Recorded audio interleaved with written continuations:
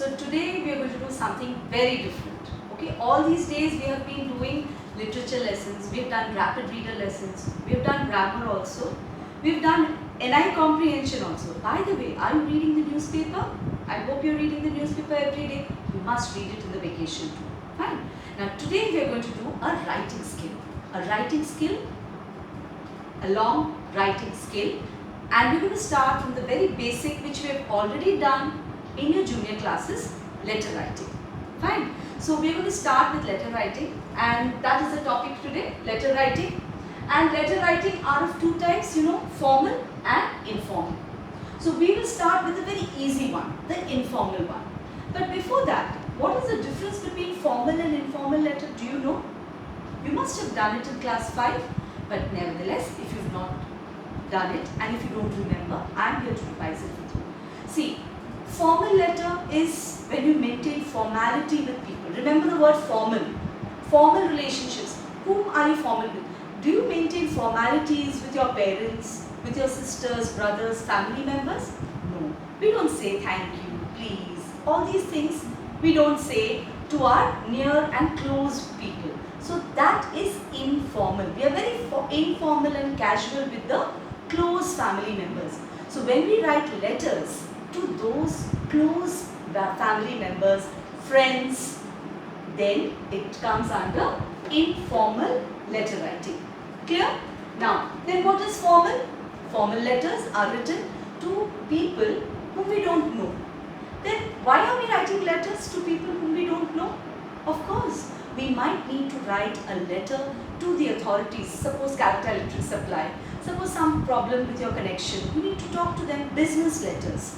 Or maybe you are the owner of a company and you want to employ someone. So you write a letter of appointment to your employee. Or you are looking for a job in a particular company. You want to join a particular company. So you put in an application in that company. But do you know the owner of the company? You may not know. But you know the name and you know the name of the company and you write to that post. We write to a post. When we write a formal letter, we address the chair, the principal, the manager, the secretary, the CEO, the chairman, whoever. But informal letters are always addressed to a person. Fine.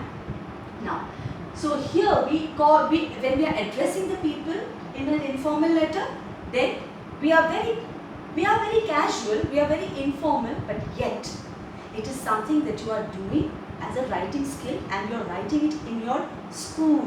You are not writing a real life letter. So you have to keep that in mind.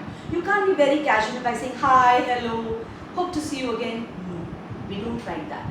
We have to maintain certain protocols when you are writing a letter. So you observe this video carefully and then you will be able to understand. Now, the most important element in a letter is a format. Okay, so I have given you, along with this video, I have also given you a format of an informal letter. I have not shared the formal letter. You don't need it now. We are only going to do the informal letter. So I have shared the format for that. So you will follow that format. It will be there in front of you. But you have to relate that format to this video. Because how you have to do it, I am going to show you practically. Clear?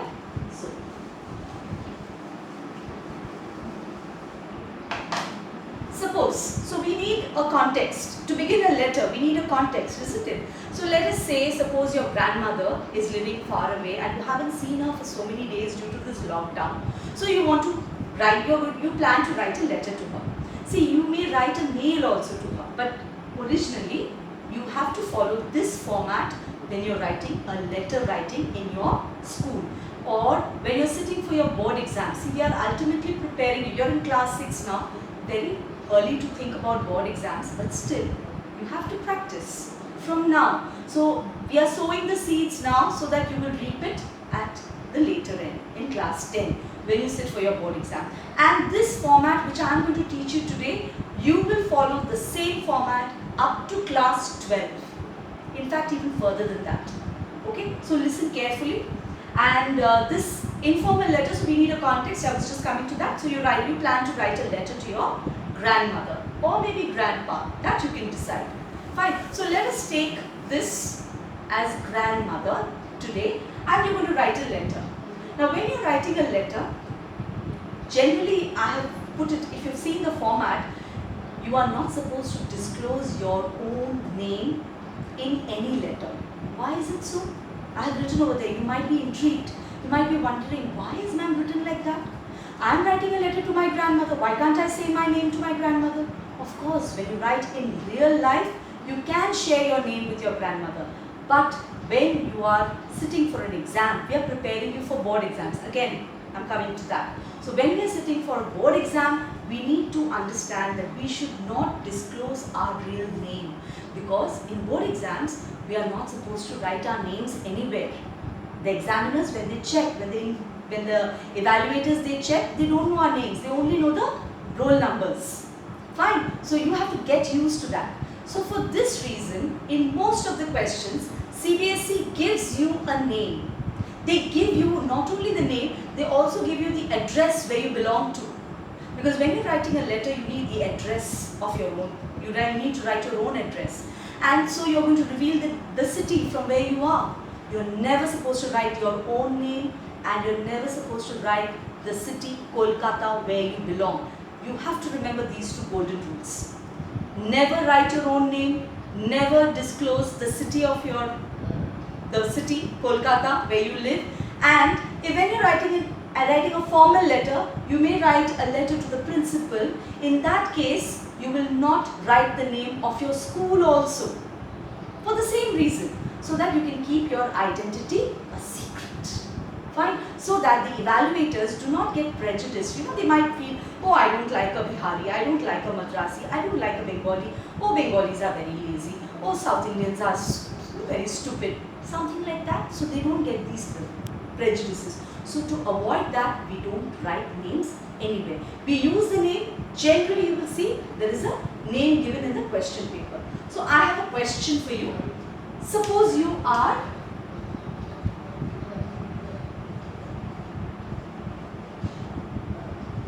Garima or Gaurav. Gaurav Gandhi, living in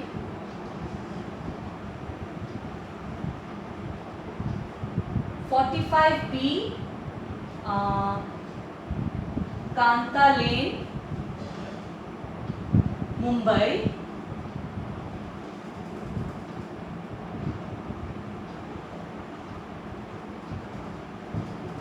This is the name and address that is already given in the question. Okay? And you are supposed to write, so write a letter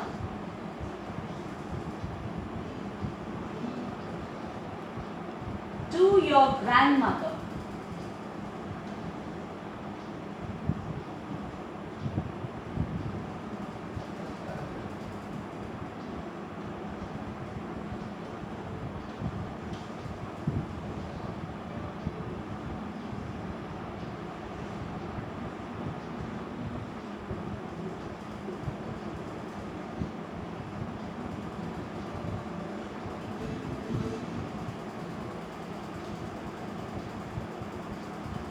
Suppose this is the question. Can you see? You are Garima or Gaurav Gandhi. So girls can choose Garima, boys can take Gaurav. Okay? But living in 45B Kanta Lane, that is the address. Mumbai 4078. That is a pin code. It's given to you. Fine? When there is a name and an address given to you, you are safe. You don't have to create anything. But if a question comes without a name, you will have to be innovative. Be very creative. Write your own interesting names, make a different name for yourself, and also you can make your own addresses, and never write Kolkata. Write any city. You may also write Timbuktu. Remember Timbuktu? Okay. Write a letter to your grandmother expressing your feelings due to the lockdown. And generally, an informal letter is always written within 150 to 200 words. If no word limit is mentioned in the question, then you will stick to this word limit. Clear? So this is the informal letter.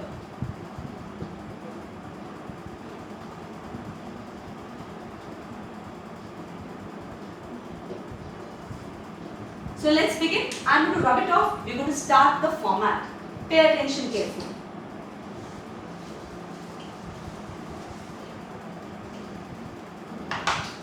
Okay, the first thing, look at the PDF where I have given you the format. What is the first thing? Sender's address. And it says sender's address in 2 lines. Why 2 lines? See, I have given you the address. What was it? 45B. Kanta Lane. And everything is left aligned. See, ever since children, computers came, we are all sticking to left align, because the moment you press enter on the computer, what happens? The cursor moves to the left. In those days, earlier days, people used to start writing with 2 finger space, and they used to start writing in the middle of the page. We have stopped that. That is called an indented style. You don't need to know that. We are following the block format, which is the British format. This format is called block format, where we are sticking to the left margin.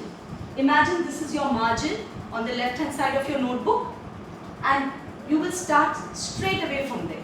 45B Kanta Lane, and the address was Mumbai. The name of the city was Mumbai. Pin code 400078. Yes, after that, if you see in that, I have put a dash.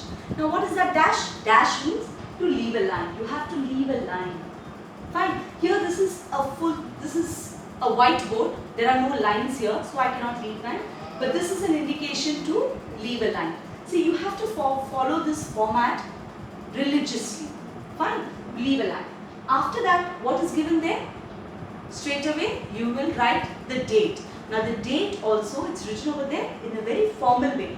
Though it's an informal letter, but we have to follow the date in a very formal manner. Look at the date. Today's date, let us say, suppose the date is 16th June 2020. This is how you will write the date. You will not write date dash the date. No. You will just simply write the date. 16th June 2020. Again, you will leave a line. After that is salutation. What do you mean by salutation? It means dear. Now you are writing to your grandma. So you can write granny, dear granny. You can say dear Dida.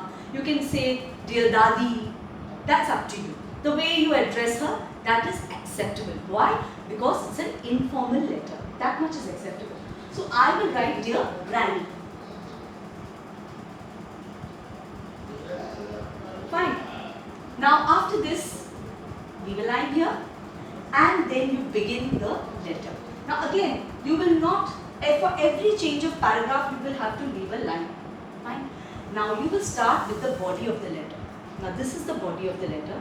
In the body of the letter, you have introduction, 3 parts. One is introduction, next is the content, the main body of the letter, and the third one is the conclusion.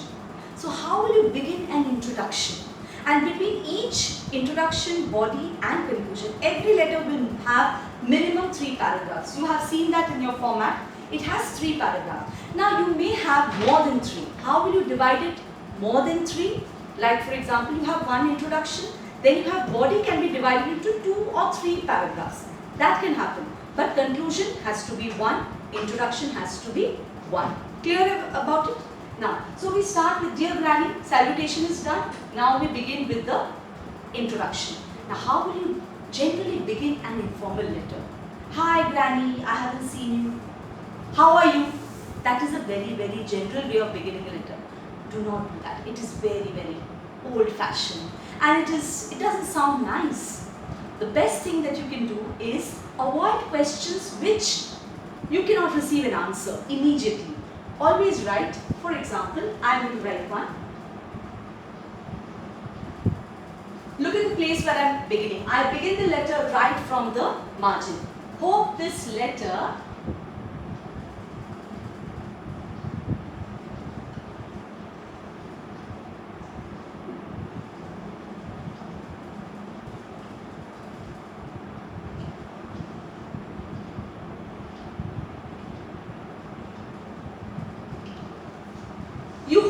you begin with a nice hope. Fine. So, and you don't expect an answer for this. This is a very, very common and safe way to begin an informal letter. You can even note this line down and begin all your informal letters in this way. Hope this letter reaches you in good health, which is very, very important now in lockdown time, and fine spirits. Or you can also write high spirits. Good health and high spirits means I hope you are happy mentally and physically healthy. Clear? So hope this letter reaches you in good health and high spirits. Next, you need to connect. You need to connect. How will you connect the letter to make it look very natural? You have been given a topic. How will you connect it to make it look natural? For example, you can say that I haven't seen you for a long time, so I wanted to see you. But since it is lockdown time, so I thought I will write a letter to you. So that makes it very natural. Now you write that line along after this, and suppose you stop here. Your introduction is over, and now you will talk about the other things. You're going to describe your feelings during the lockdown period. You're going to find out about, you're going to give us some instructions also. I hope Granny you're doing this, doing that, giving certain tips during the lockdown period. For that again you will have to leave a line, because you will start on with the body. Fine. So you will leave a line and then you will write. Granny, I hope you're taking all precautions. I hope you are maintaining all the safety rules. I hope you're washing hands frequently. I really miss you, Granny. I wish I could see you. Those days we used to have such great fun. So you could talk about lots of things. And then you can also talk about how maybe you're not liking it. My mummy doesn't allow me to go out at all. I know it is because of this lockdown, but it is so irritating, it's so frustrating. I really miss you, Granny. If you had been there, we would have had such fun. But then you can also share about what you did on Mother's Day, how you celebrated certain events at home, maybe a birthday, or maybe you had made a card, or maybe one of your teachers. You can talk to her about your online teaching, how times are going on regarding online teaching. So you can give those particular tips, inputs. So that will make your body. Now this, see, suppose this is, I told you 150 to 200 words. So let us calculate. If it is 150 to 200 words, we are not looking at the format for the words. We count the words from the introduction, body and conclusion. So you can have maybe 20 to 30 words for your introduction, intro, and then you can have another 20 to 30 for your conclusion, and the rest of it will be your body, the remaining. So if I take the maximum 30, 30, 60 words gone, so you can have around 140 words in your main content, where you can talk about your incidents, how you're spending the day, whether you're feeling good, what are the things, new things that you have learned. Maybe you have presented a video, you've learned certain new skills, new art, how you're helping mummy, or maybe how you're frustrated, how you're not feeling happy. Lots of things. It's totally up to you. It is an informal letter. Whatever you want to write to your grandmother, you are free to write. I have given you enough points. Fine. If you want to change it to grandfather, you are free to do that. That much of change is allowed. Then suppose you have finished everything, you have finished 140 words. You need not be exactly 140, you could make it 120 also. Maximum is 200. Don't go beyond that. Maybe 220 for you. If those who really want to write a lot. 220, not to exceed that. And after that, after you finish the body of the letter, whatever you have to write, leave another line. And then how will you conclude? So the conclusion is also very, very important. Beautifully you will have to conclude, and you will have to say, my regards. I'm going to write this so that you remember this, okay? Do take care of yourself and grandpa.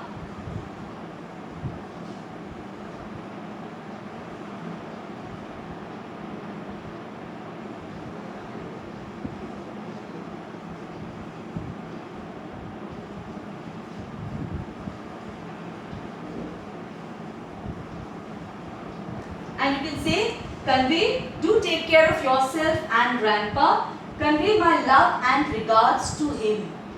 Okay, so you'll have to write that. Convey my regards. You do not say my hi to him, say my, give my love to him. Not giving, convey. That's a very, very nice way of expressing yourself. So convey my love and regards. Regards means your pranam, your obeisance to him. That when you go and go to touch your feet, grandpa's feet. So that is the regard. So convey my love and regards to him. Fine. So we finished that. That is the conclusion. And you may also write, hope to see you soon.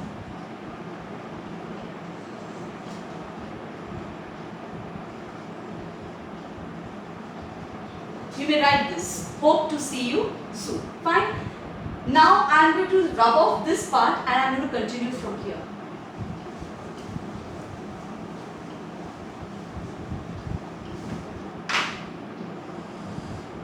So I have written over here, hope to see you soon. After that is subscription. Now what do you mean by subscription? But you will have to leave a line. Subscription means you write some way of ending. Yours lovingly, yours affectionately, okay? Your loving granddaughter, your loving grandson. 3 options are there. So you may choose any one, okay? So I am writing the most simple one.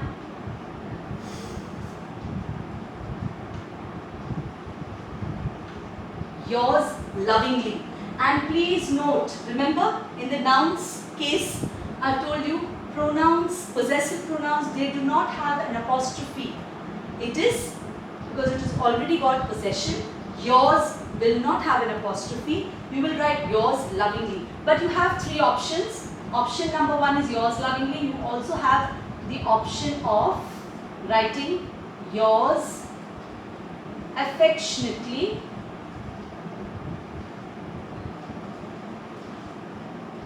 Okay, this is another option. And then you will write your first name. When you are writing an informal letter, you will not write your full name. Does your grandmother call you by your full name? Garima, what was the name? Gandhi? No, you are called as Garima. Okay, or you could also have a pet name.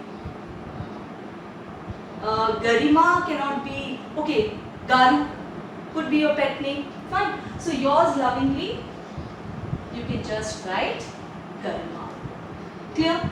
Or Gaurav. Fine. But if you want to write yours, your loving grandson.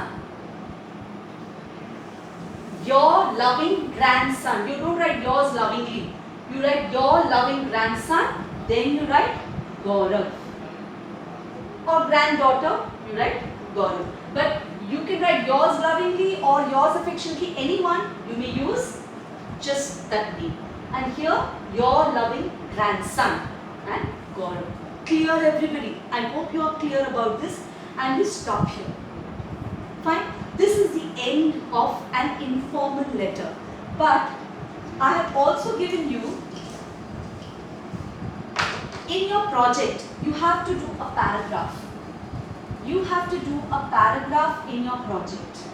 And I have given you word limit at around 150 words and I told you you could exceed it and make it up to 200. Fine. So paragraph writing, let me just tell you the points very quickly. The value points. In a paragraph, you will write only one paragraph.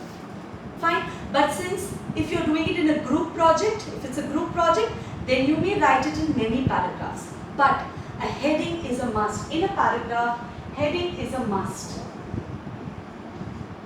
Suppose you're writing about corona, then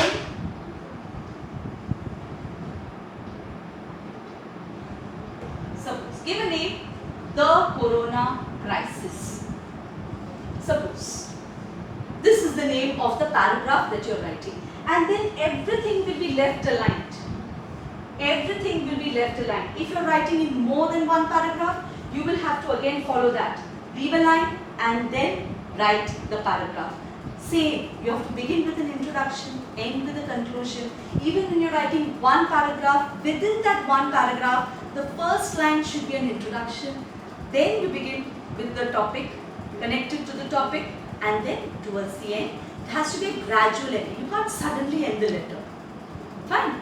You can't suddenly end the letter or a paragraph.